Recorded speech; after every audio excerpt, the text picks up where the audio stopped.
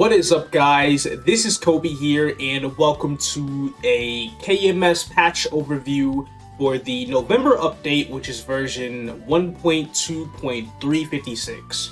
So in today's video, I'm really going to be talking about four major parts of this update. They are major parts of the update. The update itself is relatively small, but the major parts of the update consist of two events: the Wannabe idle stage and the I didn't do anything events. The third part will consist of the Foggy Forest Training Center, which is a new place in the Mulung Dojo where we can do our BAs now instead of having to summon dummies like right outside of dojo. And then for the last bit, I'm going to be covering game improvements and that's mainly it, just about some small game improvements. I'm not going to go over everything on that part because that'd probably take forever if I considered game improvements and bug fixes and literally everything else they did. There's a whole list of that. If there's anything I want to read that off of, there is the KMS notes on orangemushroom.net, but I won't be posting any notes in the description until the official patch notes are out for this actual live patch instead of the test server one. So first things first, we got a pretty straightforward event. Only problem is, it lasts for 4 weeks. 4 weeks. It's really long, and I can kind of see why they made it this long. But anyway, part 1, the Maple Wannabe idle stage chair. So here's the chair right here. And what you can do with it is you can customize the chair with any type of customizations they have available for you once you reach a certain level of the chair. Now, leveling up the chair is super simple. All you have to do is you have to go to mobs that are 20 levels above or below your level, within that range, and you gotta kill the mobs, and then you get up to 100 of these idle stage drops per day, and that's it. So what you do with these drops is you spend 20 of them to level up, and I guess you spend an extra 20 per tab to be able to customize whatever you want. But basically the customization levels, they start happening at around level 3. I'm currently only level 1. You can only level your chair 1 time a day, but because this is the test server, I can go ahead and get myself some extra levels here. So I'll go ahead and get to level 3. So at level 3, you are able to customize yourself, your own character. So it comes at a cost of 10 coins, not 20. Okay, so maybe it's 10 for everything. Maybe it goes up depending on which customization you get to. Not too sure on that. But for everything that you unlock at level 3, you get to customize yourself. At level 6, you unlock Pink Bean. At level 9, you get to customize the border of the stage. At level 12, you get Yeti. At level 15, you get to customize the background. At level 18, you get slime. And at level 21, you get to have a whole effect on your chair. So because you can only level 1 time a day, it will take up to about 3 weeks to finish maxing out the chair. And then an extra week you have of the event will just be to customize it however you like, assuming you want to get the rolls you want. So let's see if I can roll something for myself. So I get to change kind of, the way my character dances. I truly don't even know how many different options there are. So I would say roll something until something you like, maybe, and then that's pretty much that. And that's it. This chair customization event is very similar to what we had last year with the Yeti TV and a few years back with the cake chair. I'm sure we had more chair customization events in the past. Oh yeah, like the Pink Bean house and stuff like that. But other than that, I can't really recall if there were any more. So it's a pretty simple, straightforward event that follows the rest of all of that. But let's get into the actual rewards, the things that we mainly do this event for. Oh, it appears you can actually see all of the customizable options for your character, as well as Pink Bean and Yeti and Slime up on the About tab for the event. So this looks like it's just about everything that you need to know. And that's that. You could even go down another tab and see some of the borders and the backgrounds. So some pretty cool stuff that some people may like if they even care about customizing their own chair. So now we get to the main rewards. At level 1, you get the chair. Literally, all you have to do is, once you start farming these little notes. Once you get your first 20, you get to level 1 because you start at 0. And then you level up, you get the chair in your inventory. It's that. Level 2, you get 2 3x EXP coupons. At level 4, you get a Maple Idol name tag and a speech bubble ring. At level 5, you get a symbol voucher, which you can choose between 10 authentic symbols or 50 arcane symbols. At level 6, you get a black bean. You get a little batch of black bean emoticons that you can use in the chat, but they only last for 30 days. They're completely gone after 30 days. At level 7, you get a damage skin box, a Maple Idol damage skin box, which includes a pink bean, a Yeti, or a slime damage skin. These are... I'm pretty sure that only the slime damage skin is new. The pink bean and the Yeti one might be reused. I couldn't really see which one was which because I didn't do the event on the test server yet. Or I'm not going to do it on the test server because the test server closes today. But moving forward, level 8, we get Special Medal of Honors, about 3 of them, so that's probably 30k honor. At level 10, this just says Wannabe Maple Idol. This might be an effect. I really don't know what this is. I didn't really see this one either. At level 11, we have a 3x EXP coupon, 2 more of them. Level 12, we get Yeti emoticons. Level 13, we get a cash face accessory. We could choose between pink bean, Yeti, slime. Again, I haven't seen what these look like. So a bunch of these items, appearance-wise, are a bit of a surprise to me because I still have no idea, and I probably won't figure out till I play this event later in the game on the live server, and I'll probably update the description as I go once I do it. At level 14, there are 3 black circulators, so these are basically like chaos circulators, but you could choose the before product or the after product. So it's like chaos circulators plus black cubes. Level 16, you get a Maple Idol hat. Level 17, you get experience Nodestones, or technically only one of them. Level 18, you get slime emoticons, expires after 30 days. Level 19, you get a weapon voucher, which again, no images on that. The Maple Idol weapon voucher. And then at level 20, you get 5 Karma Black Flames. So everything you need to know, I have this like small, or I say small, but everything on this video will be in the description down below. I'm kind of using this as a reference sheet to make this kind of sort of my script for it. Not exactly following it one-to-one because, you know, it in pretty fast, but that's there. And that's practically it for the event. Nothing too crazy, honestly. So without further ado, why don't we move over to the next event?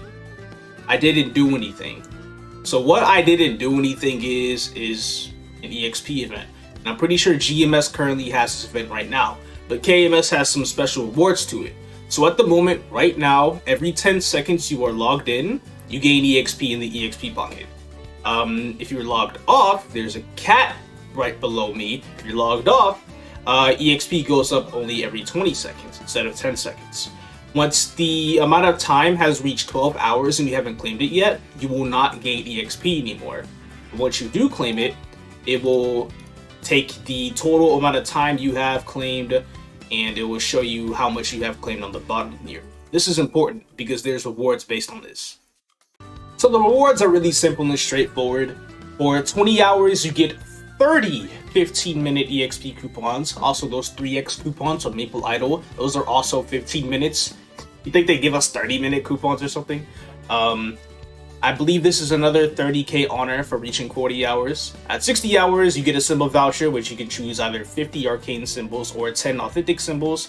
And at 100 hours, you get another I didn't do anything chair. This is a different version of it. You basically just sit in the chair, and then above you it has a little like bubble saying like I didn't really do anything and I'm level so-and-so, whatever level your character is. And those are all the events for a 4-week-long patch. We don't get to see any more news on this till December 2nd for the next batch of events. But again, that is to be expected. If you watched my last video, I talked more in depth about when we expect to get the winter update and stuff like that. Anyway, moving on. The Mulong Dojo has a new feature. Say goodbye to having to buy these. I mean, you can still buy these if you want. They're still there. But we have the Foggy Forest Training Center. Now, in order to enter this training center, you have to be at least level 200, and your dojo floor must be at least floor 30 or higher. You have to clear floor 30. to be able to enter. You can enter 5 times a day, and you have up to an hour every time you enter. So there's many different things you can do with monsters in this field. For example, you can set if you want a normal or a boss monster. You could set the level anywhere between 1 and 300. You could set the amount of defense it has, the PDR from 0 to 380, I believe. 380 is the highest because that's how much Saren has. We'll just do 300. 0, doesn't even matter. You could set the size between small, you could press this button to summon, medium, or large. The large one right here. So we have that.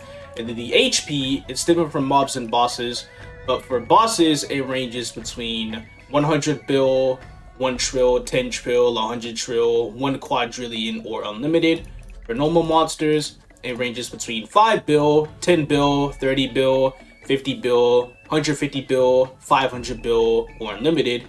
And then the elemental resistance, you could choose either 0% or 50%. What 50% is like, that's basically all of the in-game bosses. Not even in-game, starting from early game, stuff like CRA and Seed Pap, Lotus Damien, stuff like that. They all have 50% elemental resistance. You can also set how much force you want the mobs to have, so Star Force. Also, if you set it to that setting, the mobs on the current map will disappear. You can choose between 1 to 140 Star Force. You have Arcane Force, you can set it between 1 and 1320. And Authentic Force, which you could set between 1 and 200. Now, the buttons over here, what these do is, this one desummons the last monster that you spawned. So that one, big one. But then these two, this is a bulk desummon, or this one. This is just a bulk desummon, and it despawns everything. The amount of mobs you can have spawned at once is 10, so we will go ahead and do that. 6, or wait, 5, 6, 7, 8. I think I'm filling up the map too much. 9. We go over here, and okay, so we have 10 mobs, and then you can hit them however you like. But I don't want them here anymore, so I just they all died. I forgot I set them to low health. Okay, well I just desummon all of them anyway. And then that's basically it for that. What this does, this little tick here, this decides whether you want like skills to use up HP or MP or not, or if you want to take damage from the mobs. And this button right here restores your health and your MP back to full. And then that's it for the training center. Moving on, we have just the general game improvements, and that's it. I only really noted out a few things. Some of them are cool, some of them not so cool. But the first thing I have is when you do dojo, for the people that do dojo, when you kill a boss on whatever floor, the 10 seconds you have to enter the next floor, the game will finally tell you right here when... There we go. Okay, no, it tells you at the last 5 seconds. I was getting confused at first. So once the timer reaches 0, the timer up top will just start ticking down again, and that's it. So for alchemy, you can now create 20 slot coin bag. This is a huge improvement from an 8 slot coin bag. You need 2 8 slot coin bags to be able to do this, as well as one of these and 50 of these small little magic essences over here. Can't seem to find out how to do it on the test server, but it's a feature. You can now link achievements in the chat. You can link it in any chat you want, as well as megaphones. Really nice feature that the game added. I don't know why I'm not able to find it here, but it is what it is. So just note that. I think it's really cool if you want to show off something like you killed a boss by yourself, or you obtain a really rare item, or you star force 1 trillion mesos, you only 22 star 3 items, you know, cool stuff. So when you die in bosses, let me go ahead and die in Magnus real quick. You actually have invincibility for 2 seconds after you revive. I don't know if it shows up as a buff, but let me try to get hit by something here. We will redo that. Here, try to get hit by, yep, there we go. Our 2 seconds of invincibility right there. This does not stack with Resistance Link, by the way. Just wanted to let y'all know that. And then lastly, when you fight certain bosses such as Von Leon, Cygnus, Hilla, and Arcarium, those 4 bosses in particular, you will now revive on the same map as where you died. This can be particularly bad for hard Hilla and just Arcarium in general because of Arcarium's screen crack. So let me go ahead and show you guys how that is. And once I get to him using a screen crack, I'll die to that, and then I will show the revive. So hit him once, and then we wait for the screen crack to happen because he's definitely over the HP threshold. Wait for it, there we go. So die to that, show off the revive, bam. You revive on the same map. Now, that's pretty bad because, well, that. But I guess you could just wait out your cooldowns for as long as you possibly can. And again, this applies in hard Hilla as well for people who want to wait out like damage reflect or just your cooldown so she wouldn't heal as much. But every other boss, it's nice to have. And that does it for the video. That's everything that this patch has to offer. Don't come back for another month. But on a serious note, this patch doesn't really have much to offer. Of course, it is the fall time, and fall KMS tends to have, well, the least amount of content. Because winter update, you got the winter patch. Spring at least has anniversary going for it, and some nice other events like Pink Bean, and of course Yeti like we had this year. Summer, it's got the summer patches, all the nice summer events. But then fall, after Chuseok, which is right after the summer patch, the game just kind of slips and falls into just a slumber until the winter patch arrives. And that's it. Next to KMST patch, I've said before, is December 2nd. I will not make a video on December 2nd over anything unless it's like extremely high value, like holy crap, they're releasing the winter patch early. But again, I don't expect any Tespia updates for the winter patch until either the 16th or the 23rd of December.